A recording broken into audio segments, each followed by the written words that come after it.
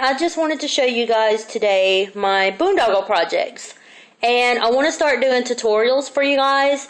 So if you see a project within the next 2 videos, just let me know and I will surely start working on one for you. I'm going to go ahead and start off with the easier ones first, and then work up to the harder ones that I have done. This is the regular square stitch, and it only takes 2 strands, 2 colors.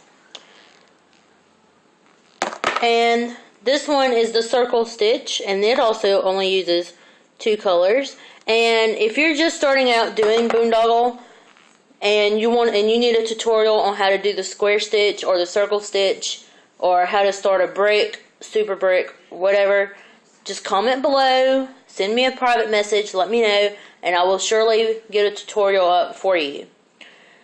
Let's see, the next projects I'm going to show you involve 3 colors.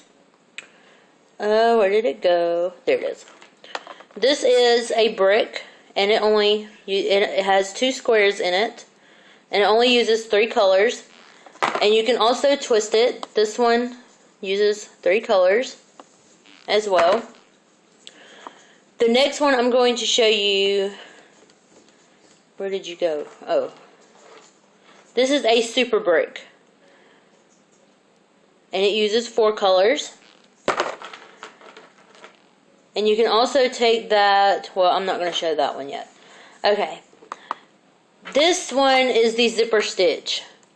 This one I find to be a lot easier for new boondogglers to start out with, because even though it uses 3 strands, it's actually a lot easier to do, I think, in the long run than the square stitch. But you need to know how to do a square stitch, and you need to know how to do a brick to start off most of the projects that I have. This next one, I call it a quad stitch, and it has 4 squares inside of it, or in the project. And you use 5 colors, and just like with the brick stitch, you can also twist this.